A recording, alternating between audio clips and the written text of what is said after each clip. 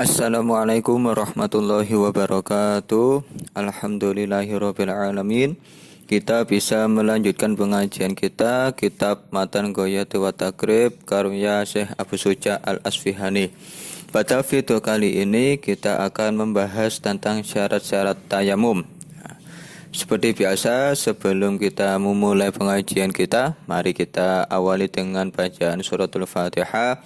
Semoga nanti apa yang kita bahas menjadi ilmu yang barokah manfaat fid dini wa dunya hatal akhirah. Biridhahi ta'ala wa bi syafaati rasulina wa kulli niyatin shalihah wa ila ruhi mu'allif hadzal kitab al-Fatihah. Bismillahirrahmanirrahim. Faslun, adapun ini ialah fasal. Wasyara itu tayamumi, adapun beberapa syaratnya tayamum itu khamsatu asya'a, ada 5 perkara. Yakni yang pertama wujudul udri, adanya udzur bisa farin sebab perjalanan. Jadi adanya udzur sebab perjalanan. Nah, perlu diketahui bahwa seseorang yang bepergian memiliki 4 kemungkinan keadaan. Yang pertama, yakin tidak ada air di sekitarnya. Jadi waktu perjalanan, waktu bepergian, dia yakin bahwa tidak ada air di sekitarnya. Maka dalam keadaan demikian, ia boleh tayamum tanpa harus mencari air. Yang kedua, keadaan yang kedua yakni ragu-ragu antara ada dan tidak adanya air di sekitarnya. Maka dalam keadaan seperti ini ia harus mencari air terlebih dahulu sebelum bertayamum. Yang ketiga yakni yakin ada air pada tempat yang didatangi untuk memenuhi kebutuhan dan jaraknya tidak lebih dari 2,6 kilo. Maka wajib mengusahakannya. Jika ada keamanan jiwa, anggota, harta, tertinggal rombongan dan habisnya waktu. Jadi aman dari 4 hal tersebut atau beberapa hal tersebut, maka dia harus mencarinya terlebih dahulu. Yang keempat, keadaannya keempat, jika berada pada jarak lebih dari 2,6, maka boleh tayamum dan tidak wajib menuju air tersebut. Jadi dia yakin adanya air tapi jaraknya jauh, lebih dari 2,6 kilo. Maka dia boleh langsung bertayamum tanpa harus mencari air. Kemudian aumarodin atau sebab sakit. Dalam hal ini sakit dibagi menjadi 3 macam. Yang pertama, sakit yang jika berwudu khawatir terjadinya kematian, hilangnya anggota badan tubuh atau kemanfaatannya. Maka dalam keadaan seperti ini, sakitnya yang seperti ini diperbolehkan untuk bertayamum. Yang kedua, sakit yang apabila terkena air maka khawatir bertambahnya rasa sakit, semakin lamanya kesembuhan, sangat lemah atau munculnya bercak buruk pada anggota luar yang tampak saat beraktivitas. Maka dalam hal seperti ini boleh bertayamum menurut pendapat yang kuat. Kemudian macam sakit yang ketiga yakni sakit yang khawatir pada benda sakit yang khawatir pada hal yang sedikit, bercak buruk pada selain anggota luar atau tidak berakibat bahaya meskipun sakit. Maka dalam kondisi seperti ini dia tidak diperbolehkan untuk bertayamum. Jadi sakitnya tidak parah. Kemudian syarat tayamum yang kedua wadukhulu waqtis sholati, dan masuknya waktu sholat. Sehingga jika belum masuk waktu sholat maka tayamumnya tidak sah. Kenapa demikian?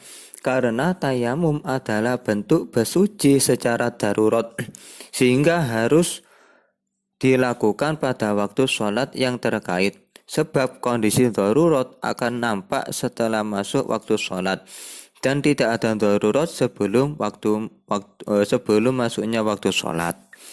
Kemudian syarat tayamum selanjutnya wa talabul ma'i, dan menemukan air, wa ta'adzuru isti'malihi, sedangkan ada uzur dalam menggunakannya, wa i'wazuhu, dan kebutuhan. Jadi menemukan air tapi digunakan untuk suatu kebutuhan pada tolabi setelah seseorang tersebut menemukan air itu. Waturabu, kemudian syaratnya tayamum juga ini termasuk waturabu dan menggunakan debu atau hiru yang suci. Alladzi yang lahu bagi debu tersebut gubarun gubarun berupa pasir. Jadi boleh beleduk tersebut berupa pasir. Hal ini dikarenakan debu yang lembab akan melekat pada anggota tayamum. Maksudnya gubaran itu debu yang tidak mengandung kandungan air, jadi tidak lembab, harus kering.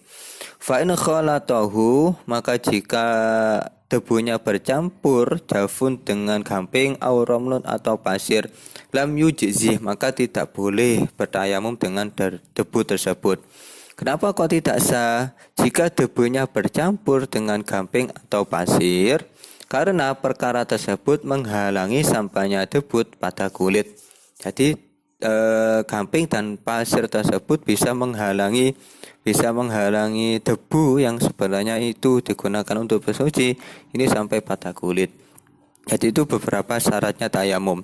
Kemudian lebih lanjut, wa faraiduhu, adapun fardu-fardunya tayamum itu arba'atu asya'a, ada 4 perkara. Yang pertama aniyatun, niat, wa mashul wajhi, dan mengusap wajah, wa mashul yadaini, dan mengusap kedua tangan, ma'al mirfaqaini, sampai kedua siku, wa tartibu, dan urut.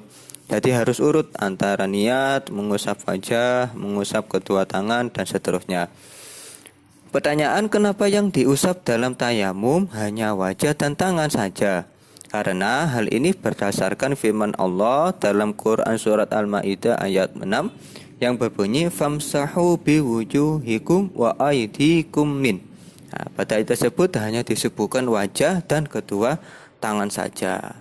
Wa sunanuhu, adapun sunah-sunahnya tayamum itu salah satu asya'a, ada 3 perkara. Yang pertama at-tasmiyatu, membaca bismillah, wa taqdimul yumna, dan mendahulukan anggota yang kanan, alal yusra, atas anggota yang kiri, wa muwalatu, dan berkesinambungan. Waladzi, adapun perkara yubatilu, yang membatalkan at-tayammum terhadap tayamum itu salah satu asya'a, ada 3 perkara. Yang pertama ma'abatola al-wudu'ah, yakni segala sesuatu yang membatalkan wudu. Kentut, menyentuh wanita ajnabiyah itu juga membatalkan tayamum. Kemudian waru'yatul ma'i fi ghairi waqti sholati, melihat air pada selain waktu sholat. Jadi ketika waktu sholat kok ada air, maka tayamumnya tidak batal.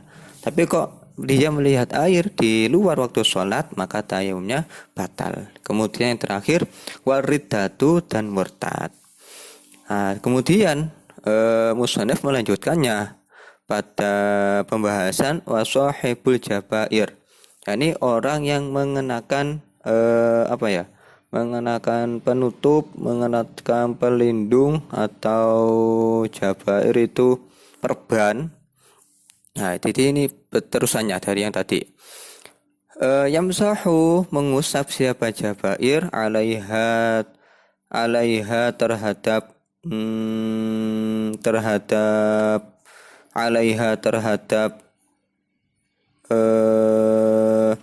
perbannya, wa tayammamu, dan tayamum siapa sahibul jabair, wa yusolli, dan dia boleh sholat, wala i'adata alai, dan tidak perlu mengulangi sholatnya. In kana, jika ada wadu'aha, jika ada meletakkan perbannya itu ala tuhrin, atas bagian yang suci. Wa yatayammamu, dan tayamum siapa sahibul jabair, likuli faridotin, pada setiap ibadah fardu, wa yusolli, dan ia sholat, bitayamumin, dengan tayamum wahidin, yang satu. Jadi ini menerangkan bahwa sahibul jabair, orang yang mengenakan perban itu yang harus dia lakukan adalah mengusap perbannya sebagai ganti dari tayamum, sebagai ganti dari wudhu, ditayamumi, diusap, cukup diusap, kemudian dia boleh sholat dan tidak harus mengulangi sholatnya. Jika perbannya itu diletakkan pada anggota yang suci. Dan setiap tayamum itu hanya boleh digunakan pada satu ibadah fardu. Jika sudah melakukan hal tersebut, maka dia harus mengulangi tayamumnya untuk melakukan ibadah fardu yang lainnya. Hal ini karena berdasarkan hadis yang diriwayatkan dari Ibnu Umar yang berbunyi, ya tayammamu likulli sholatin wa ilam yuhdits. Selain itu, tayamum merupakan bentuk bersuci darurat, maka disesuaikan dengan kadarnya. Masya'a minan nawafili. Kemudian dalam ibadah fardu dia boleh melakukan ibadah fardu, ibadah sunnah. Dia boleh melakukan ibadah sunnah sesuai dengan yang dikehendaki dengan satu tayamum. Kalau ibadah fardu itu satu tayamum, kalau ibadah sunnah itu boleh berkali-kali melakukan ibadah sunat dengan satu tayamum. Baik, mungkin hanya sampai di sini video kita kali ini. Mohon maaf bila ada kata-kata yang salah, yang kurang jelas. Apabila ada pertanyaan bisa disampaikan di kolom komentar. Dari saya, wallahu muwaffiq ila aqwamit thoriq. Assalamualaikum warahmatullahi wabarakatuh.